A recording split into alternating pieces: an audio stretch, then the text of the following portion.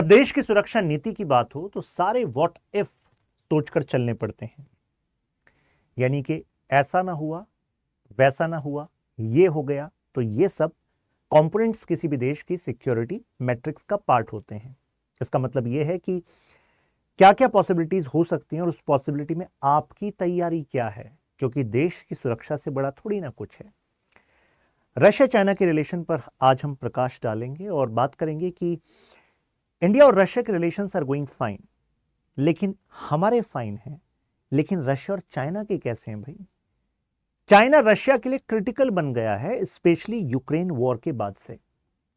तो कहीं ऐसा ना हो कि इंडिया को अपनी स्ट्रेटेजिक नीड्स के लिए डाइवर्सिफाई करना पड़ रहा है, अपने डिफेंस इंपोर्ट्स को डिफेंस इंडिजनाइजेशन भी करना पड़ रहा है, यूएसए के साथ स्ट्रेटेजिक पार्टनरशिप करनी पड़ रही है और यूएसए और रशिया अगेंस्ट ईच अदर हैं।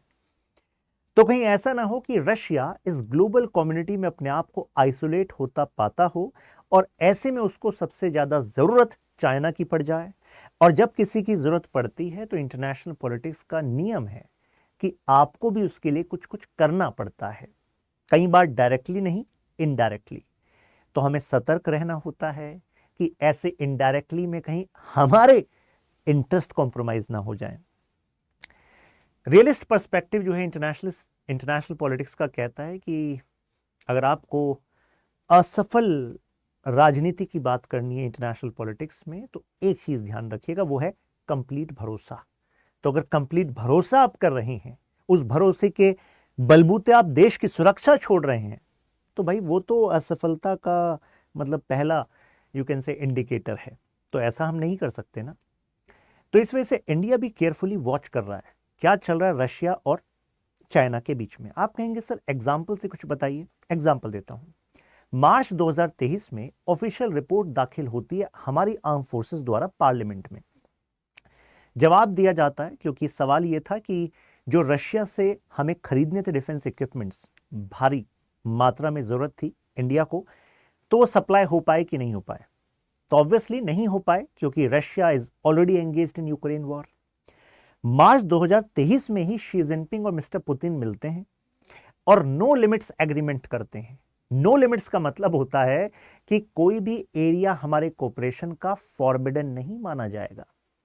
तो आप कहेंगे इससे हो क्या रहा है जी नो लिमिट से? नो लिमिट से ये हो रहा है, इससे पहले ये माना जाता था कि यार इंडिया और रशिया एक ऐसे स्ट्रेटेजिक पार्टनर हैं कि कभी भी इंडिया के इंटरेस्ट को तो रशिया कॉम्प्रोमाइज करेगा ही नहीं, ये मैंडेटरी है। लेकिन क्या ऐसे में चाइना के साथ नो लिमिट पार्टनरशिप करना, जो कि उसकी इकोनॉमी की जरूरत है, उसकी राजनीतिक जरूरत भी है इंटरनेशनल लेवल पर अपने आप को मजबूत बनाए रखने के लिए, तो वो उस नो लिमिट्स के चक्कर में कहीं ऐसा ना हो कुछ इंटरेस्ट वो हमारे कॉम्प्रोमाइज कर दे। पिछले कुछ समय में हमने रशिया और पाकिस्तान के बीच में डिफेंस कोऑपरेशन को भी बढ़ते हुए देखा है।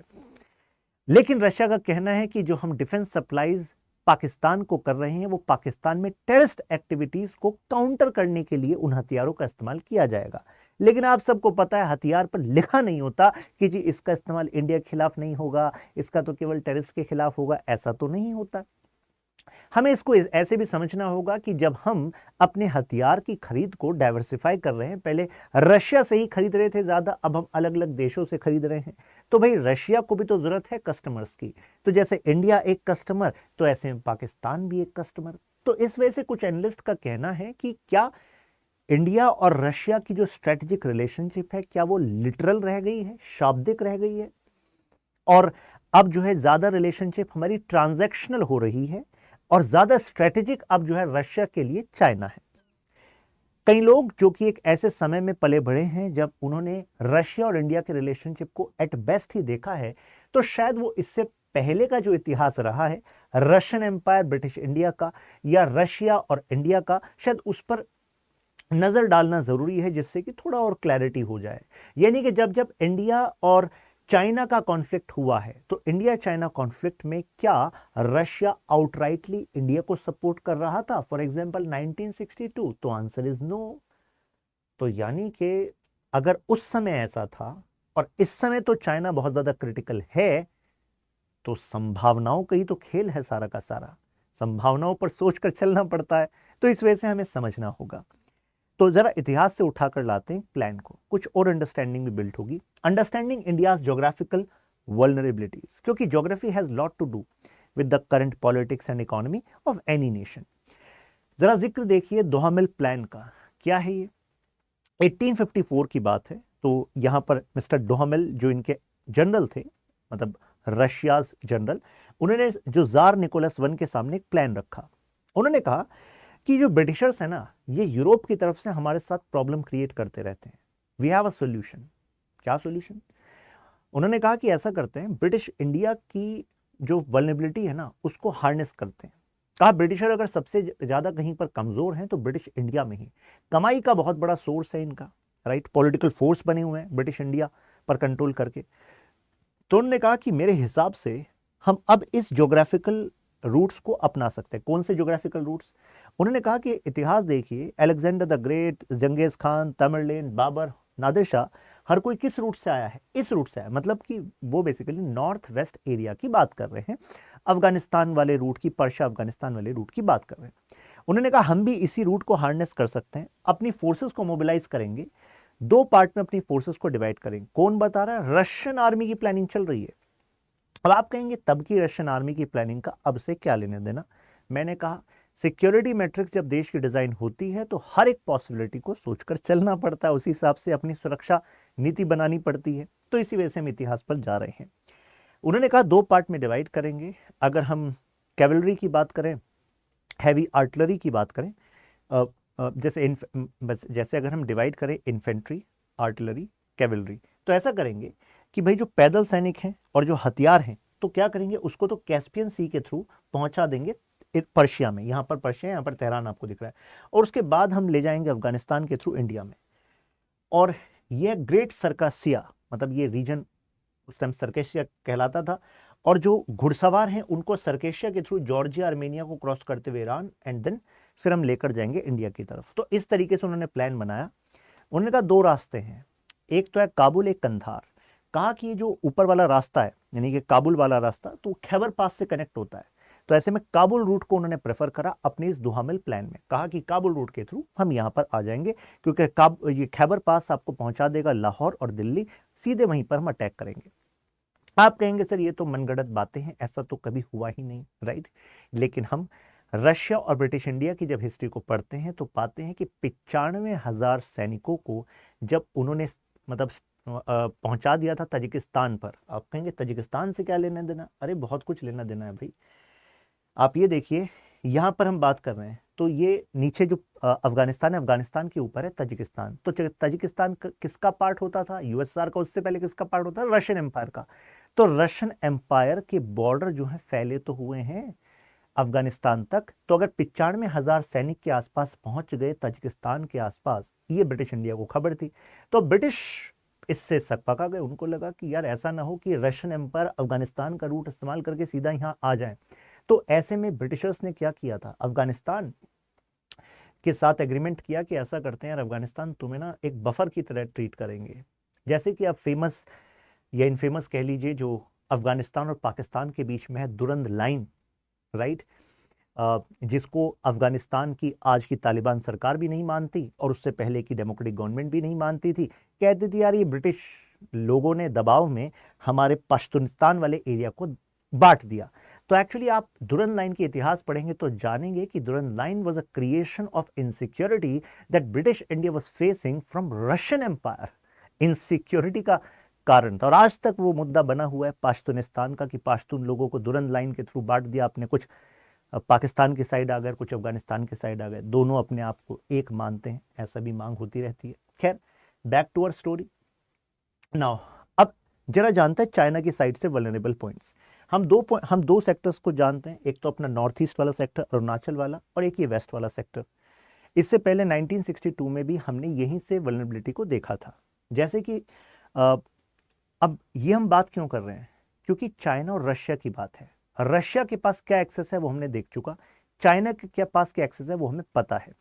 चाइना ने अपनी इस एक्सेस को सिस्टमैटिकली बढ़ाया है, जैसे कि हाईवे 219, जिसका पर्पस एक्चुअली ये सोचा गया था माओइस्ट चाइना द्वारा, जैसे ही इन्होंने स्टैब्लिश किया था कम्युनिस्ट चाइना, कि अपने जिंगजैंग रीजन को तिब्बत से जोड़ना है तो यहां से एक हाईवे लेकर जाना है। एक ऐसा अनइनहैबिटेड जोन था जिस पर हमारी पकड़ ही नहीं थी। भारत का भाग है लेकिन अनइनहैबिटेड जोन है, ठीक है जी, वहां पर लोग ही नहीं रहते हैं, तो उसको क्या अभी वहां तक हार्नेस करना। इसी वजह से कहा जाता है कि वहां पर पैदावार है या नहीं है, देश की टेरिटरी है, तो यानी कि हमारी स्ट्रांग प्रेजेंस होनी चाहिए, क्योंकि जिस पर किसी का कंट्रोल नहीं तो कोई ना कोई ताकतवर उसको अपना कंट्रोल बना लेगा। ये सीधी बात है। If you leave a space, other powerful person is going to take your space, right. सीधा पावर का गेम है। ऐसा ही चाइना ने किया। चाइना ने सिस्टमैटिकली इसको बढ़ा रहा और आज वो अक्साई चिन भाग जो कभी भारत का भाग होता था वो कब्जा कर बैठ गए। इसी वजह से हम ये देख रहे हैं, देखिए Depsang plain, Galwan valley, northern bank of Pangong Tso, southern bank of Pangong Tso, जो आपको रेड में ये दिख रहे हैं, ये वो वल्नरेबल पॉइंट्स हैं जो चाइना ने सिस्टमैटिकली बना दिए हैं हमारे लिए। हालांकि हमारी स्ट्रॉन्ग प्रेजेंस दौलत ओल्डी बेग और हमारे यहाँ इंफ्रास्ट्रक्चर काम चल रहा है, वो तो बात अलग है। मुद्दा ये है कि यहाँ पर इस वाले जोन में चाइना ऑलरेडी स्ट्रेंथ मतलब उसने बना लिए, तो कब्जा ही रखा है उसने, राइट। और इधर अरुणाचल वाला एरिया हो गया, ऊपर वो वाला जो एरिया होगा नॉर्थ वेस्ट वाला पार्ट, तो उसमें चाइना के पास क्या स्ट्रेटजी है। एक है उसके पास पाकिस्तान, उसको पता है पाकिस्तान को वो रिलाय नहीं कर सकता, राइट, टोटली। अफगानिस्तान में तालिबान सरकार है, उसको अपने आप को स्टेबलाइज करना है। तो ऐसे में क्या वो कुछ जिसको हम कहते हैं unmarked soldiers, paramilitary forces, hybrid warfare, क्या इनका इस्तेमाल वो इनडायरेक्टली रशिया से ले सकता है अगर चाइना और इंडिया के बीच में कॉन्फ्लिक्ट गहराता है। तो यही वो कंटेंशियस इशू है कि यार ज्योग्राफिकली इस तरीके से इन पॉइंट्स का वो इस्तेमाल कर सकते हैं। वो दो फ्रंट पर भारत के साथ मतलब दो फ्रंट ओपन कर सकता है। रशिया डायरेक्टली नहीं जाएगा क्योंकि रशिया को इंडिया की जरूरत है, इंडिया को भी रशिया की जरूरत है, डायरेक्टली नहीं, लेकिन कई बार इनडायरेक्टली इंटरनेशनल पॉलिटिक्स में कई काम होते हैं जिसको प्रॉक्सीज के थ्रू काम कराना कहते हैं। ऑलरेडी रशिया के प्रॉक्सीज अफगानिस्तान में भी कहे जाते हैं, रशिया के प्रॉक्सीज ईरान में भी कहे जाते हैं, right. Russia is having close relation with Iran. Iran और पाकिस्तान का बॉर्डर कनेक्ट कर रहा है। हमने ईरान के साथ स्टेप बैक किया है relationship for having good relationship with US के साथ स्ट्रेटेजिक रिलेशनशिप को बनाकर रखने के लिए। तो यानी कि इंटरनेशनल पॉलिटिक्स में कई बार इन लिंक्स को मैनेज किया जाता है। तो कहीं ऐसा ना हो कि ये फ्रंट तो चाइना के पास और दूसरा फ्रंट से वो अपने प्रॉक्सीज का इस्तेमाल करे और रशिया का सपोर्ट ले। अब जरा जानते हैं करंट डायनेमिक्स को। तो करंट डायनेमिक्स कहीं ना कहीं हिस्ट्री से तो कनेक्ट करती हैं। तो हमारा तो रिलायबल पार्टनर रहा है फ्रेंडशिप ट्रीटी, 1971 का लिबरेशन वॉर, रशिया ने हमें सपोर्ट किया जिसकी वजह से हमने यूएसए, यूके इन सबको बैक ऑफ कर दिया when they were supporting Pakistan in liberation of Bangladesh. वो तो हमारा अच्छा समय है, राइट, अपने रिलेशनशिप का अभी भी अच्छा समय, बट वल्नरेबिलिटीज को चेक करना जरूरी है। अगर आप अपनी कमजोरियों को नहीं समझेंगे, दूसरा जान लेगा तो दूसरा इसका इस्तेमाल कर लेगा। इंटरनेशनल पॉलिटिक्स में रियलिस्ट पर्सपेक्टिव ये कहता है। कोल्ड वॉर एरा में हमारे अच्छा रिलेशनशिप रहा। मिलिट्री इक्विपमेंट एक major you can say dimension है इंडिया रशिया रिलेशनशिप का। क्रिटिकल डिफेंस सप्लाई, ये मैं आपको बता चुका हूं अभी, मेजर जो डिलीवरी हमारी होनी थी वो नहीं हो पाई। मिस्टर पुतिन के साथ नो लिमिट एग्रीमेंट चल रहा है। कहा कि कोई फॉरबिडन एरिया नहीं, कोई फॉरबिडन एरिया नहीं है। जिस भी चीज की रशिया को जरूरत होगी, जिस भी चीज की चाइना को जरूरत होगी, दोनों एक दूसरे के साथ कोऑपरेट करेंगे। कोई फॉरबिडन एरिया ही नहीं है, कोई टैबू ही नहीं है, कोई लिमिट ही नहीं है। तो इस लिमिट के चक्कर में कहीं ऐसा ना हो कि हमारे इंटरेस्ट पर बात आ जाए, राइट। अब चाइना का डबल गेम देखिए। इनको तो आप जानते होंगे, चाइनीज फॉरेन मिनिस्टर वैंग यी, ये पहुंचते हैं ईयू। आप कहेंगे ईयू कहां से आ गया स्टोरी में, अभी आपको पता लगेगा। क्योंकि जब हम चाइना और रशिया के रिलेशनशिप की बात कर रहे हैं तो आप ये देखिए, चाइना को अपने आप को पावरफुल बनाए रखने के लिए ये भी जरूरी है कि वो ईयू के साथ भी पार्टनरशिप रखे। पिछले 10 सालों में ईयू और चाइना की रिलेशनशिप में इकोनॉमिक डायमेंशन थ्रू बीआरआई वो बढ़ा था। कोविड-19 के बाद यूरोपियन पार्लियामेंट ने कहा भाई चाइना पर जो अपनी डिपेंडेंस है उसको कम करना पड़ेगा, राइट, नहीं तो ये हमारा मिसयूज कर सकता है। सीधी बात, क्योंकि इतना डिपेंडेंस ठीक नहीं है। लेकिन 5G वाला केस हुआ, 5G नेटवर्क, तो ऐसे में यूएस के दबाव में प्लस ईयू ने देखा यार ये चाइनीज कम्युनिस्ट पार्टी कहीं ऐसा ना हो कि हमारे डेटा को ले रही है, हमारी यू कैन से इंफॉर्मेशन वॉरफेयर कर रही है। तो ऐसे में इन पर लगाम लगाई गई। तो इनको लग रहा है कि यार रिलेशनशिप जो है इंप्रूव नहीं हो रहा, कई सारे ट्रेड एग्रीमेंट जो है स्टक हुए हैं। तो ऐसे में इन्होंने यहाँ पर अपनी विजिट्स करनी स्टार्ट करी और रिलेशनशिप को बेटर स्टार्ट करना शुरू किया। ऐसा इस वजह से भी क्योंकि वर्ल्ड चाइना को देख रहा है, स्पेशली वेस्टर्न लॉबी, कि अच्छा तुम यूक्रेन के साथ हो, यूक्रेन को मतलब तुम एक तरीके से यूक्रेन वॉर में रशिया के साथ हो, और हम जो एफर्ट कर रहे हैं यूक्रेन में उसको पानी फेर रहे हो तुम। चाइना को ऐसा प्रोजेक्ट हो रहा है। तो चाइना एक्चुअली यही प्रोजेक्ट करना चाह रहा है, देखो ऐसा नहीं है, देखो मैं तो अपनी एनर्जी नीड के लिए खरीद रहा हूँ, मैं कौन सा हथियार दे रहा हूँ उसको, तो एनर्जी नीड के लिए खरीदना तो मेरा हक है। तो चाइना वो प्रोजेक्ट कर रहा है। ह्यूमन राइट को लेकर 10 साल से मुद्दा चल रहा है चाइना के साथ ईयू का, चाइना उस पर भी बातचीत करने के लिए तैयार है। तो कई एक्सपर्ट्स का कहना है कि चाइना जो वुल्फ वॉरियर डिप्लोमेसी के लिए जाना जा रहा था, चाइना जो जिसके डिप्लोमेट्स जो हैं बहुत ही तल्ख भाषा का इस्तेमाल करते थे डिप्लोमेसी में पिछले कुछ सालों में, जब से शी जिनपिंग आए हैं, अब वो ये मॉडरेशन क्यों अपना रहे हैं, तो वो कोर्सिव की जगह वो मॉडरेशन क्यों अपना रहे हैं। तो इस मॉडरेशन का क्या रीजन हो सकता है? क्या चाइना अब जो ये साउथ चाइना सी है, ईस्ट चाइना सी है, या इंडिया वाला फ्रंटियर है, उस पर अगर चाइना कुछ एक्टिविटीज करता है, तो क्या चाइना चाह रहा है कि ईयू के साथ रिलेशन को तब तक मेंड कर लें, तब तक रिलेशन को बेटर कर लें, जिससे कि वहां से उतनी तल्ख प्रक्रिया ना आ पाए, जिससे चाइना के अगेंस्ट उतने ज्यादा ईयू नेशंस ना हो? क्या चाइना ऐसा चाह रहा है? तो एक ये एनालिसिस कहा जाता है कि भाई तुम बदल कैसे रहे हो, राइट। दूसरा एक लॉजिक कहा जाता है कि अगर ये देश जो हैं रशिया के अगेंस्ट है, तो इनको ये भी पता है कि ultimately they need one nation which is quite close to Russia, right, to have a you can say bridge, यानी कि ब्रिज की तरह चाइना का काम यूज होगा। अब इंडिया का क्या डिलेमा है? अगर यूक्रेन क्राइसिस एंड भी हो जाए, तो इसके बाद भी रशिया के लिए चाइना क्रिटिकल रहेगा, राइट। अगर मैं इकोनॉमी की दृष्टि से बताऊं, तो आप ये देखिए, रशिया और चाइना के ट्रेड में रशिया केवल चाइना के टोटल ट्रेड में 2% ही योगदान करता है, ओनली 2%। लेकिन चाइना कितना कर रहा है? 18%। अभी आपको डेटा दिखाऊंगा, ग्राफ दिखाऊंगा, 18%। तो अगर रशिया के ट्रेड का 18% चाइना से ही हो रहा है, तो चाइना एक बिग इकोनॉमिक स्पेस तो रखता है भाई रशिया की इकोनॉमी में, है कि नहीं? मुद्दा केवल गैस परचेज का नहीं है, इसके बियॉन्ड भी है। अब आपने सुना होगा कि जब से रशिया यूक्रेन वॉर हुआ, तो उसके बाद स्विफ्ट जो फैसिलिटी है, जो जिससे कि इंटरनेशनल ट्रांजैक्शन हो सकती हैं, वो नहीं मिल पा रही थी फैसिलिटी रशिया को। तो उसके बाद रशिया चाइना ने क्या कहा, यार हम तो अपनी करेंसी में करेंगे, हम इस स्विफ्ट के चक्कर में पड़ते ही नहीं। लेकिन हमारे लिए प्रॉब्लम तब हुई जब कुछ जो सप्लायर्स थे रशिया से ऑयल के, उन्होंने कहा कि please pay us in renminbi, हमें चाइनीज करेंसी में पे करिए। इंडिया ने रिजेक्ट कर दिया, यार ये क्या बात है, हम चाइनीज करेंसी में क्यों पे करें? मतलब why we should actually support rise of China's currency, हमें तो नुकसान है। उसकी करेंसी की डिमांड बढ़ेगी, तो उसके डिमांड के चक्कर में क्या होगा, इंडिया और जो चाइनीज करेंसी उसके रिलेटिव प्राइसेस फ्लक्चुएट होंगे, ये हम क्यों करें भाई?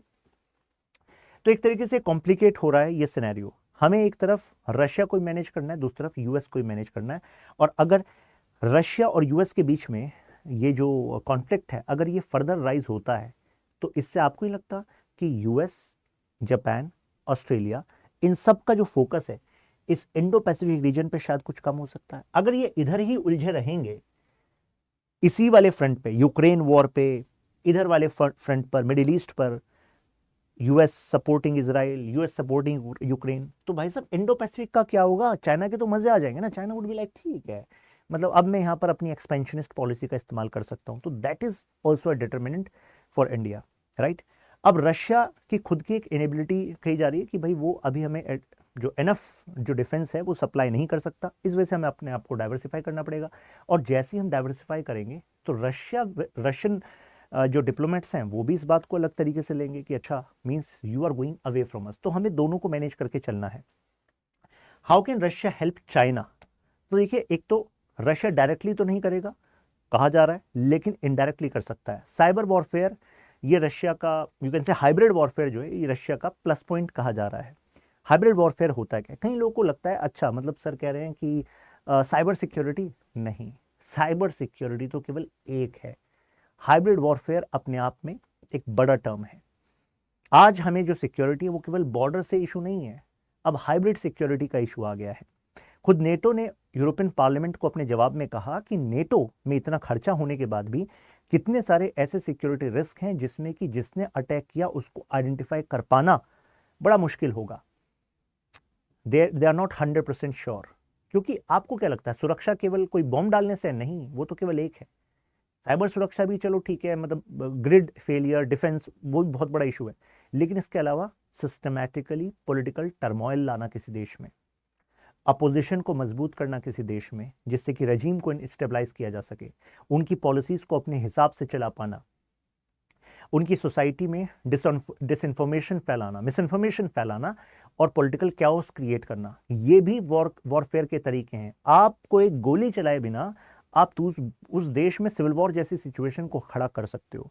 ये कैपेबिलिटी कही जाती है कि Russia is having this capability and China can make use of this capability, right. Unmarked, ये आपको बताया, जैसे वैगनर ग्रुप के बारे में आपने सुना, वैगनर ग्रुप तो केवल एक था, ऐसे कितने सारे ग्रुप्स हैं जिसका इस्तेमाल रशिया करता रहा है with respect to Syria, Iran, इस एरिया में अपने इंटरेस्ट को मैनेज करने के लिए। कोई काम जो डायरेक्टली रशियन आर्मी नहीं कर सकती, इनको पैसा देकर कराया जाता है। तो कहीं ऐसा ना हो कि चाइना जो है इन्हीं ग्रुप्स का इस्तेमाल, रशिया की इन्हीं एक्सपर्टीज का इस्तेमाल इंडिया के अगेंस्ट फ्यूचर में करने की सोचे, जब रशिया और ज़्यादा आइसोलेट हो जाए, जब रशिया और ज़्यादा चाइना पर डिपेंडेंट हो जाए, कहीं ऐसा सिनेरियो ना उभरे, हमें उसके लिए काउंटर एक्शन लेना पड़ेगा। यानी कि हमें रशिया को मैनेज करना है, उसके इंटरेस्ट के, अपने इंटरेस्ट को मैनेज करना पड़ेगा।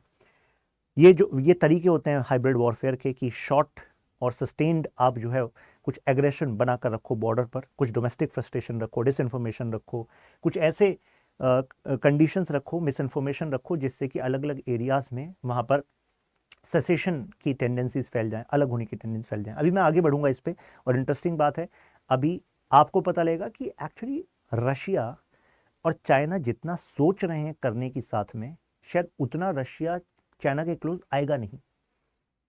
रशिया चाइना क्रिटिकल रिलेशनशिप लग रही है, कह रहे हैं फॉरबिडन कोई एरिया ही नहीं है, लेकिन क्या वास्तविकता में ऐसा है? अभी हम फैक्ट्स पर देखेंगे, उसको एनालाइज करेंगे। नाउ अब जरा चाइना और रशिया में रिलेशंस के गैप देखते हैं। सबसे पहला तो इनके हिस्टोरिकल रीजंस, यानी कि इनके इतिहास में कॉन्फ्लिक्ट रहे हैं। आप कहेंगे इतिहास से क्या लेने देना? भाई साहब पड़ता तो है फर्क, क्योंकि इतिहास से कल्चरल बायसेस शेप होते हैं, कल्चरल बायसेस से पॉलिटिक्स भी शेप होती है। तो क्या वो जो रीजंस थे कंप्लीटली खत्म हो गए? अभी हम देखते हैं। प्लस रशिया का इकोनॉमी स्टेगनेंट हो रहा है, और आपको सबको पता है कि यार रिश्तों में मजबूती के लिए आपका जरूरी होना जरूरी है। आप कहेंगे बहुत गहरी बात कह दी, ये तो सही बात है, ये आपका जरूरी होना जरूरी है रिश्तों में मजबूती के लिए। अगर आप जरूरी नहीं, रशिया अगर जरूरी नहीं, तो भाई साहब फिर आपको क्या लग रहा है चाइना इनके साथ रिश्ते मजबूत करेगा आने वाले समय में? आप कहेंगे बात समझ नहीं आई। रशिया से क्या चाहिए आपको? ऑयल चाहिए, राइट। क्या आज से 50 साल बाद भी चाइना की इकोनॉमी उतनी ही फॉसिल फ्यूल पर डिपेंडेंट होगी? क्या 30 साल बाद होगी? नहीं, क्योंकि फॉसिल फ्यूल से दूर जा रहे हैं, नई टेक्नोलॉजीज पर काम हो रहा है। तो अगर उतनी जरूरत नहीं होगी, तो जरूरत अगर कम, तो रिश्तों पर फर्क पड़ेगा कि नहीं पड़ेगा? पड़ेगा। रशिया मिलिट्री एग्रेशन, अब जो रशिया का मिलिट्री एग्रेशन हुआ है, यूक्रेन वाला, इससे पहले क्रीमिया वाला, इससे पहले जॉर्जिया वाला, तो इन सबसे चाइना पर क्या इंपैक्ट पड़ रहा है ये भी देखते हैं। तो देखिए दोनों में एक मिसट्रस्ट वाला रिलेशनशिप रहा है सोवियत के समय से ही। लोग सोचते हैं यार कम्युनिस्ट सोवियत और कम्युनिस्ट चाइना दोनों में दोस्ती, नहीं, ऐसा नहीं है। क्योंकि इससे पहले भी आप जाकर देखो, रशियन एम्पायर के टाइम से देखो, तो कितने सारे ऐसे ट्रीटीज साइन किए किसने? रशियन एम्पायर ने, जिससे कि चाइना को अपनी टेरिटरी से हाथ धोना पड़ा। ये है वो ट्रीटीज की लिस्ट। तो चाइना जानता है ना कि यार इससे पहले रशिया ने कितनी टाइम पर वेस्टर्न पावर्स के साथ मिलकर चाइना की ट्रीटीज को, चाइना पर ऐसी ट्रीटीज लगवाई जिससे चाइना को सिस्टमैटिकली नुकसान होता रहा। कितनी बार अपनी टेरिटरीज को खो दिया, अपनी टेरिटरीज, इनकी टेरिटरीज को रशियन एम्पायर ने ले लिया, वेस्टर्न पावर्स को दिलवा दिया, पैसा इनसे ले लिया। तो ऐसे में ये भुलाएंगे थोड़ी ना उस बात को। जब सोवियत, यहाँ पर सोवियत का राइज हुआ, यहाँ पर चाइनीज कम्युनिस्ट हुआ, तो बीच में फिर इनके बीच में स्प्लिट हुआ due to this historical reasons कि अच्छा यार तुमने हमारी वो ट्रीटी के साथ, अनइक्वल ट्रीटी के साथ गलत किया तुमने, वो टेरिटरी हमारी है, तो वो कॉन्फ्लिक्ट बना हुआ है। तो ये जो हिस्टोरिकल फैक्ट हैं, तो इसमें ज्योग्राफी भी कनेक्टेड है। कैसे? अब आप सबको पता है कि आर्कटिक जो है, समझ लीजिए कि 1/5 जो है वो रशिया ही है, राइट, रशिया का ये वाला पार्ट। और यहाँ पर चाइना चाहता है कि अपने आप को आर्कटिक नेशन का स्टेटस मिल जाए। वो मिलेगा नहीं भाई, तुम इस एरिया के होने चाहिए। वो कोशिश करेगा कि कोई एरिया वो खरीद ले, लेकिन अभी हो नहीं रहा। वो नियर आर्कटिक स्टेटस चाहता है। मतलब क्या है? मतलब ये है कि वो इस आर्कटिक रूट जैसे जैसे निकलेंगे, तो ऐसे में रशिया का एक राइज हो सकता है जियोपॉलिटिक्स में फर्दर, क्योंकि यहाँ पर ऑयल के रिजर्व्स, नेचुरल गैस के रिजर्व्स, रूट, तो भाई जो इस रूट पर है वो एक डोमिनेंट पावर बनेगा कि नहीं बनेगा? बनेगा। तो रशिया क्या इसके लिए अभी से प्लानिंग कर रहा है? बिल्कुल कर रहा है। सोवियत समय के जो मिलिट्री बेसिस इस रीजन में बना रखे थे आर्कटिक में, अब मिस्टर पुतिन ने आर्कटिक को अपना पाइवटल सेंटर बना लिया है। कितने सारे मिलिट्री बेसिस को, पोर्ट्स को रिवाइव कर दिया है जो सोवियत समय के थे। That is what they are doing. अब दोनों की इकोनॉमी की बात करें तो अब जो ये फार ईस्ट रीजन है, आप ये देखिए, ये चाइना का बॉर्डर कनेक्ट करता है फार ईस्ट से। अब फार ईस्ट को डेवलप करने ये रशिया की प्रायोरिटी है। अब यहां पर कितनी सारी चाइनीज कंपनी ने large tract of agriculture land खरीद लिया है, इंडस्ट्रीज जो लगाई। तो पहले सोचा गया कि यार यहाँ पर रशिया के लोगों को काम मिलेगा, लेकिन मेजोरिटी जो है चाइना के लोग ही, चाइना के लेबर यहाँ पर पहुंच गए। और ऐसे में अब ये फार ईस्ट एरिया में भी एक रिसेंटमेंट है कि जो चाइनीज लोग हैं इन्होंने हमारी नौकरियां ले ली, हमारे रिसोर्सेज ले लिए। तो अब ये जो सेंटिमेंट है लोकल पॉलिटिक्स जो है रशिया की, उसमें परलोकेट होता है। इसके बाद सेंट्रल एशिया देखिए, सेंट्रल एशिया समझ लीजिए कि यूएसएसआर, फिर उसके बाद रशिया की सॉफ्ट बैली रही है। इस एरिया पर हमेशा से रशिया का प्रभुत्व रहा है। प्रभुत्व का लेवल देख लीजिए कि जैसे तजिकिस्तान, मतलब जैसे ही ये अफगानिस्तान में तालिबान की सरकार बनी, तो यहाँ पर रशिया ने मैसेज कन्वे कराया तालिबान को कि आपके फाइटर्स में तजिक फाइटर्स भी हैं और तजिक एथनिसिटी के फाइटर्स हैं, और तजिकिस्तान जो है उसके ऊपर अफगानिस्तान के। ऐसा ना हो कि आप तजिकिस्तान को परेशान करें, ये रहा तजिकिस्तान, तो ऐसा ना हो कि आप तजिकिस्तान को परेशान करें, यहाँ पर आपके जो फाइटर्स हैं वो इस एरिया में इंस्टेबिलिटी क्रिएट करने की कोशिश करें। अगर इस पर इंस्टेबिलिटी क्रिएट हुई तो समझ लेना रशिया के इंटरेस्ट को खतरा है। रशिया के इंटरेस्ट को खतरा है तो फिर अफगानिस्तान तालिबान मतलब ज़्यादा प्रॉब्लम आपको हो जाएगी, एक्सप्लेन करने की जरूरत नहीं है। तो अफगानिस्तान ने एश्योरिटी दी कि भाई तालिबान कह रहा है क्यों टेंशन ले रहे हो, हमें क्या मतलब तजिकिस्तान से, कोई दिक्कत ही नहीं है। तो अगर रशिया इतना स्टैंड ले रहा है तजिकिस्तान के लिए, कुछ तो कारण होगा। वो कारण है इकोनॉमिकली और सिक्योरिटी के दृष्टि से रशिया इसको अपनी इन्फ्लुएंस में ही रखना चाहता है। तो सोशल सिक्योरिटी इकोनॉमिक फुटप्रिंट यहां पर रहता है। लेकिन क्या ये अब ऐसा ही है? अब ऐसा नहीं है। पिछले 20 सालों में सिनेरियो चेंज हो गया है। इकोनॉमी की बात करें तो मेजॉरिटी ऑफ दीज नेशन, मतलब इस पूरे एरिया में अब जो है चाइना इसके ट्रेड का एक बड़ा भाग रखता है। सिक्योरिटी की बात करें, तजिकिस्तान का एग्जांपल दिया, तजिकिस्तान देख लीजिए, स्पेशल पुलिस फोर्स वहां पर स्टेब्लिश कर दिया, आउटपोस्ट इन्होंने बना दी चाइना ने। तजिकिस्तान को कहा कि आपकी सुरक्षा की जिम्मेदारी हमारी भी है। तो अब ये देश अगर अपनी सुरक्षा के लिए चाइना के साथ अलाइन हो रहे हैं तो रशिया वुड बी लाइक ये क्या चल रहा है भाई, पाला पोसा हमने, हमारे तुम भाग थे, फिर हमसे अलग हुए और अब मतलब चाइना के साथ। तो एक सेंस ऑफ इनसिक्योरिटी आएगी कि नहीं आएगी? ये देखिए, ये ग्राफ शो कर रहा है कि पहले यहां पर रशियन इन्फ्लुएंस था इकोनॉमिकली, लेकिन अब यहां पर रशियन इन्फ्लुएंस कम हो गया है। Same with Arctic. आर्कटिक में चाइना कह रहा है कि पोलर सिल्क रोड बनाएंगे, बीआरआई से कनेक्ट करेंगे। तो रशिया जो है ओपनली नेगेट नहीं कर रहा, लेकिन रशिया चाइना के इन्फ्लुएंस को कम रखना चाहता है इस रीजन में, क्योंकि रशिया को पता है कि इकोनॉमी का डिफरेंस बहुत ज़्यादा है। एक एग्जांपल देता हूं, अभी मैंने वो डेटा भी इसमें रखा हुआ है। तो डेटा बेसिकली ये कह रहा है कि 2021 और 2014 का आप जरा फिगर देखिए of this defence expenditure of Russia, तो लगभग सेम है। लेकिन उस समय में, मतलब 2014 से लेकर 2021 का अगर मैं चाइना का मिलिट्री बजट देखूं तो 47% राइज हुआ है, 47%। तो यानी कि चाइना ने अपने डिफेंस एक्सपेंडिचर को इतना ज्यादा मल्टीप्लाई कर लिया है, राइट। तो मजबूत की ही ताकत का मतलब बेसिस पे बेसिकली रिलेशनशिप बनते हैं यहाँ पर। तो अगर चाइना चाहता है कि यार एक नया वर्ल्ड ऑर्डर बने जो यूएस के अपोजिट हो, यूएस का डिक्लाइन हो, तो चाइना उसमें चाहेगा कि यार रशिया तुम हमारे साथ रहो। तो क्या रशिया एक्चुअल में वो उस तरीके से राइज हो रहा है कि चाइना रिलाय कर सकता है रशिया पर? ये भी एक प्रॉब्लमैटिक पॉइंट है, राइट। ये चाइना की ईडियम है, one mountain can not tolerate two tigers. तो रशिया इज सेइंग कि ठीक है बेटा, हमें पता है टू टाइगर्स, तो हम भी कहीं ना कहीं रोक लगाएंगे आगे जाके। रशिया का स्टैग्नेशन ये एक टेंशन है, क्योंकि रशिया, ये मैंने आपको बताया 2% बताइए, चाइनीज ट्रेड का 2% रशियन है और यहाँ पर 18%। तो यानी कि China is in dominant position. Economically relevant ये बताया आपको, रशिया से जो इंपोर्ट है वो ग्रेजुअली रिड्यूस होगा चाइना का, क्योंकि फॉसिल फ्यूल वाला पार्ट वो शिफ्ट कर रहे हैं। मिलिट्री पावर का मैंने बजट आपको डिफरेंस बता दिया। तो यानी कि मल्टीपल इंप्लीकेशंस हमें शो कर रहे हैं कि एक्चुअली रशिया उतना राइज नहीं कर रहा जिससे चाइना रिलाय कर सके, और चाइना का राइज जो है वो रशिया अपने लिए इनसिक्योरिटी देखता है, राइट। यूनाइटेड स्टेट्स और नेटो और इंडो पैसिफिक की बात करें तो यहां पर 3.7 टाइम्स इन्होंने अपने डिफेंस को बढ़ाया है, लेकिन same can not be said regarding Russia, right. Russia का जो एग्रेशन है, अब चाइना कह रहा है इसकी वजह से हमें तुम्हारे साथ खड़ा रहना पड़ता है क्योंकि हमें काउंटर करना है, नया वर्ल्ड ऑर्डर लाना है। लेकिन इसकी वजह से कई बार ये जो देश हैं ये चाइना के अगेंस्ट हो रहे हैं, जिससे चाइना की इकोनॉमी को नुकसान हो रहा है। उन्होंने कहा इतने सारे ये इंटरवेंशन हैं जो आपने करे हैं, पुतिन के टाइम पर करे हैं। कुछ चाइनीज एक्सपर्ट्स का ये कहना था उनकी वेबसाइट पे कि एक्चुअली जो चाइना है ना, वो अपनी पोजीशन ऐसी रखना चाहता है कि वो दूसरे की टेरिटरी में इंटरवीन नहीं करता, मतलब वो टेरिटोरियल इंटीग्रिटी का रेस्पेक्ट करता है। चाइना करता है रेस्पेक्ट। देखते हैं वही चाइना जो साउथ चाइना सी में क्या कर रहा है, ईस्ट चाइना सी में क्या कर रहा है, इंडिया के साथ क्या कर रहा है, राइट, कह रहे हैं ये रेस्पेक्ट करता है। लेकिन रशिया देखो क्या कर रहा है, इंटरवीन कर रहा है, राइट। तो इसकी वजह से हो क्या रहा है कि दुनिया दो पार्ट में डिवाइडेड हो रही है, ऑटोक्रेसी वर्सेस डेमोक्रेसी। और अगर ये डेमोक्रेटिक नेशंस चाइना को ऑटोक्रेसी वाले पार्ट में मानकर दूर होंगे तो इससे चाइना की इकोनॉमिक और पॉलिटिकल इंटरेस्ट कॉम्प्रोमाइज होंगे कि नहीं होंगे, होंगे। तो इतने सारे पॉइंट हैं हमारे पास। आई थिंक अब आपको थोड़ा एनालिसिस समझ में आया होगा। तो कंक्लूड हम कैसे कर सकते हैं? कंक्लूड कर सकते हैं कि जब हम एनालिसिस करते हैं तो हमें पता होना चाहिए स्ट्रॉन्ग पॉइंट क्या है रशिया चाइना का और वीक पॉइंट क्या है, राइट।